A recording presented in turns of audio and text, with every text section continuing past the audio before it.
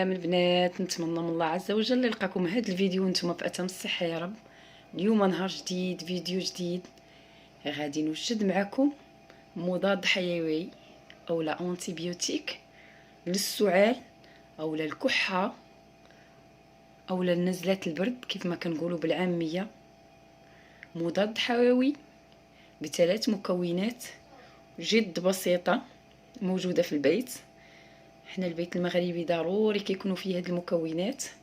كنتمنى وصفة اليوم وفيديو اليوم ينال الاعجاب ديالكم، وندوزو مباشرة للمكونات وطريقة تحضير هذا المضاد الحيوي اللي ممكن للاطفال اللي اكثر من سنة والكبار انهم ياخذوه كمضاد لنزلات البرد او السعال او الكحة.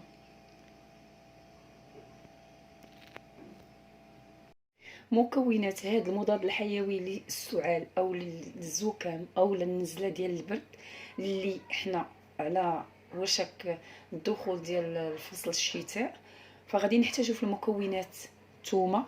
هنا عندي راس ديال الثومه حمراء، خاصها ضروري تكون حمراء.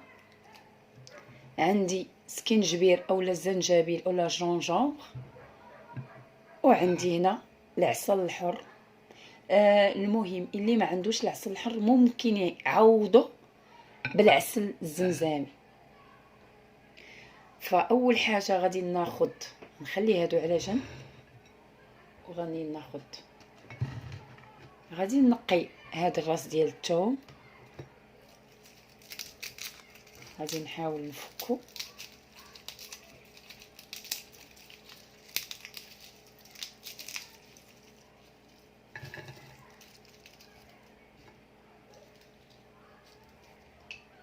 وغادي نحاول نقيه كامل.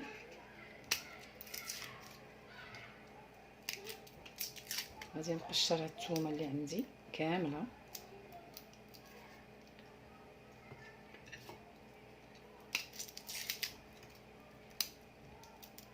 مهم الثومه ضروري البنات تكون حمراء اولا الامهات.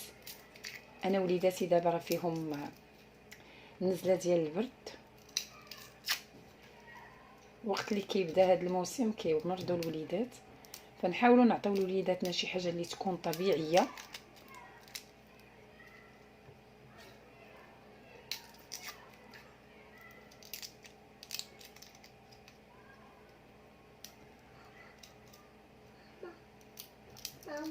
نعم واخا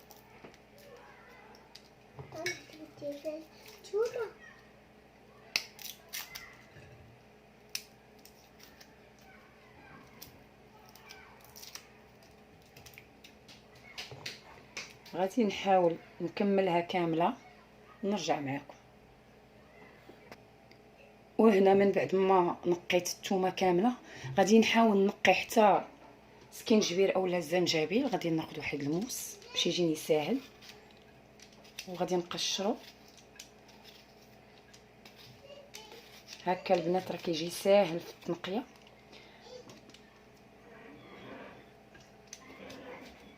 ما غاديش نديرو كامل، وانما غادي ناخذ منه غير نص لحقاش هو راه قاصح شويه. غادي ناخذ منه غير شويه. هذه البنات راه غير 5 دراهم، جبتها من عند العطار. كيف ما كتسمعوا راه محمد كيكحب.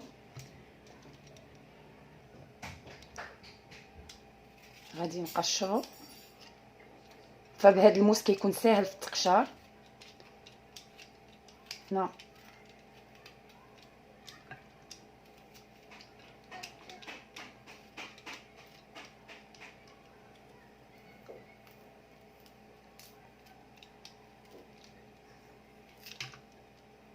هنا بعد ما قشرته كامل غادي نحاول نحيد له هاد الطريف وهاد الطريف. هانتوما كيف ما كتشوفوا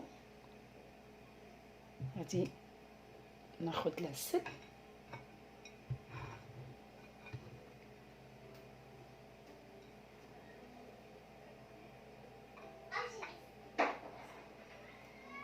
وغادي نحاول نقطع هاد المكونات طرونش دي طرونش.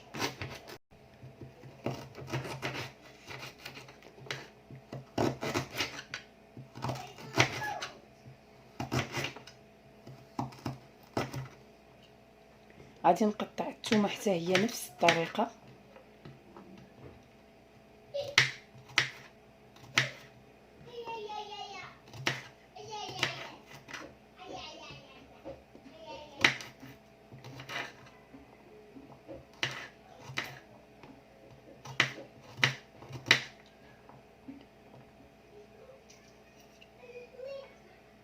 الثومه فيها طريف خاسر.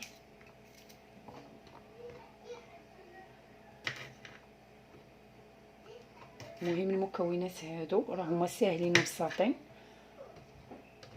حنا غادي ناخذ واحد القنينه اللي كتكون محكمه القفل، يعني كتسد مزيان.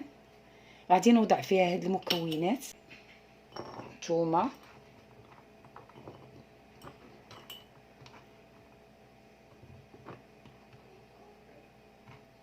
كيف ما كتشوفوا كنوضع فيها. وهنا من بعد ما وضعت سكنجبير ولا زنجبيل مع الثومه، غادي نضيف عليهم العسل الحر اللي لازم توفر في كل بيت على حساب الاطفال، واللي ما عندوش هاد العسل الحر ممكن يعوضوا بالزمزمي. هاد الوصفه ممكن نعطيوها للاطفال لاكثر من سنه، لحقاش كيكون الوليدات عندهم الحساسيه من العسل لاقل من سنه. وهنا غادي نحرك المكونات كامله باش يدخل ليها العسل، وغادي نحاول نقفل عليهم مده 3 ايام، ومن بعد نبقاو ناخذ معلقه في الصباح في الغداء وفي العشاء من بعد الاكل. فهاد الوصفه جد ناجحه ومضاد حيوي طبيعي بيو، وتحضريه في البيت. فكيف ما كتشوفي انا وجدتها لوليداتي. وهذه هي الوصفه ديال اليوم اللي وجدت معاكم. كنتمنى فيديو اليوم ووصفه اليوم تنال الاعجاب ديالكم. بغيت نشكر كاع الناس اللي كتدعم قناه محمد لوجين اولا مطبخ محمد لوجين، نقول لهم شكرا على الدعم ديالكم، الوفاء ديالكم والاخلاص ديالكم للقناه. والناس اللي اول مره كتشوف القناه كنقول لها ما تنسيش الضغط على زر الاشتراك وتفعيل الجرس باش يوصلك دائما جديد القناه. والى فيديو قادم ان شاء الله.